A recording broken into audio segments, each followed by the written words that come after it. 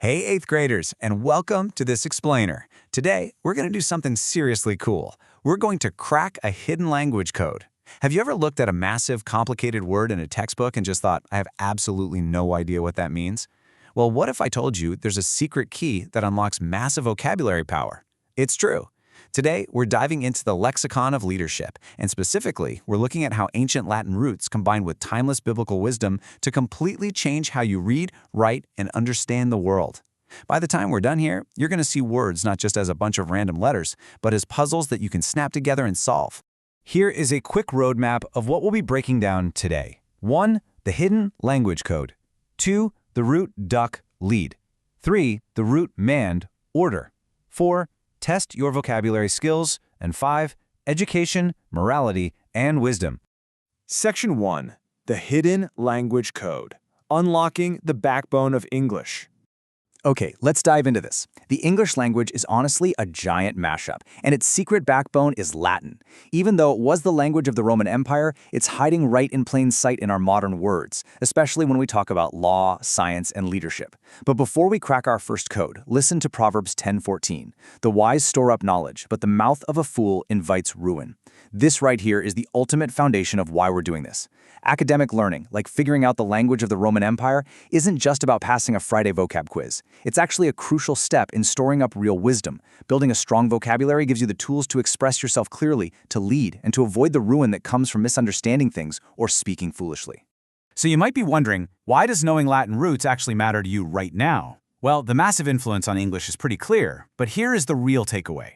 This ancient code makes your life as a student so much easier. When you know the roots, you are absolutely going to excel on standardized tests, because even if you hit a word you've never ever seen before, you can decode it on the spot. Your vocabulary will literally explode, and you'll naturally start making your speaking and your writing sound incredibly precise. It's essentially a massive shortcut to sounding and actually being a whole lot smarter. Section 2. The root duck, leading the way to comprehension. All right, let's transition to our first key root and do some fascinating language math together. Here it is, duck. It's a super common Latin root, and it simply means lead. I want you to memorize this right now. D-U-C means lead. Whenever you see this little three-letter combo hiding inside a longer formal-sounding word, your brain should immediately flash a warning light that says, aha, this word has something to do with leading. Now what's really wild is how brilliantly this works like math. If we take the prefix pro, which means forward, and add our root duck, which means lead, they mathematically snap right together to make produce. And what does it mean to produce something? Well, it means to lead it forward, to bring it right into existence or create it. How cool is that? Or think about the prefix in, meaning into, plus duck. That equals induct. When you induct a new member into a club, you are literally leading them into the group. The root gives you the basic action every single time. And look at this incredible example, educate. The E at the beginning comes from a prefix meaning out, and boom, there's our root, duck, meaning lead. So to educate literally means to lead out. Think about it.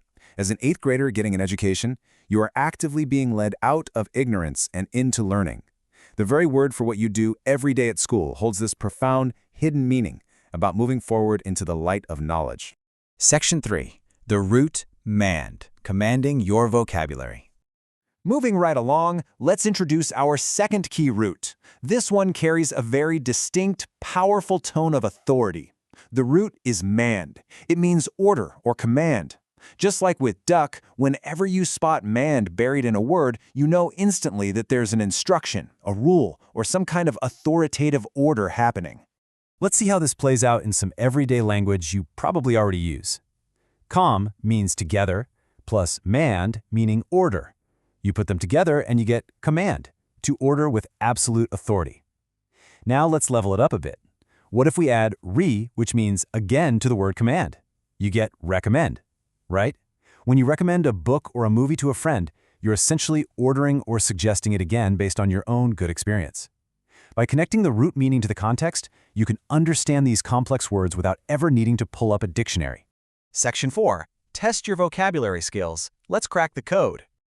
So, the crucial point here is that you actually have to practice this skill for it to become automatic. Let's jump into an interactive sequence drawn straight from your assignments to see if you can crack the code yourself. Get ready to think fast. Here is your first challenge. Notice the word introduce. Think about what intro might mean and combine it with our root, duck. Go ahead, say your guess out loud right now. What does introduce literally translate to in our language math? Did you get it?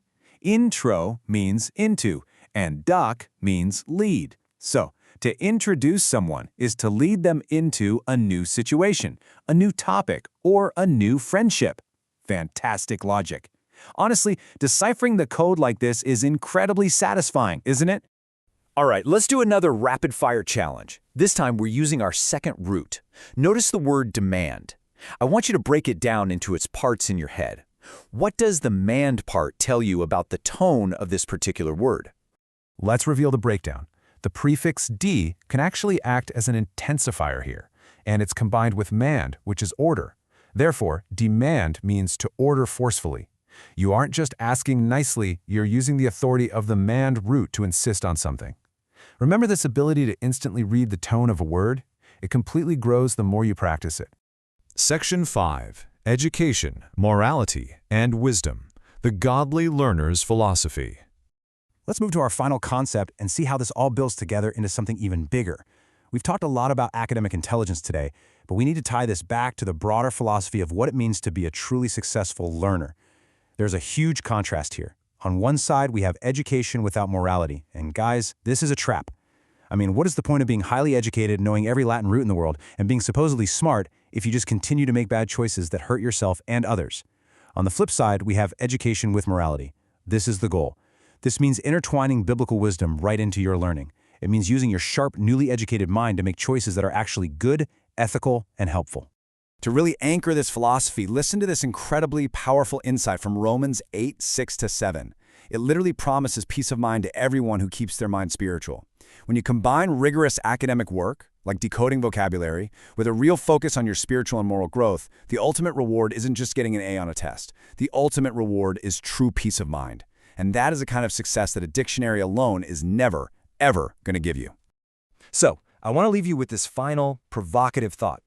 As you go forward, unlocking all these hidden codes of the English language and growing your intellect, what are you actually going to do with it?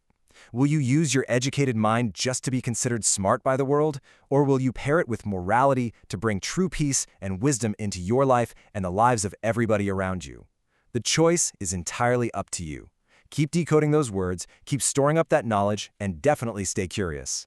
Thanks so much for joining me for this explainer, and we will catch you next time.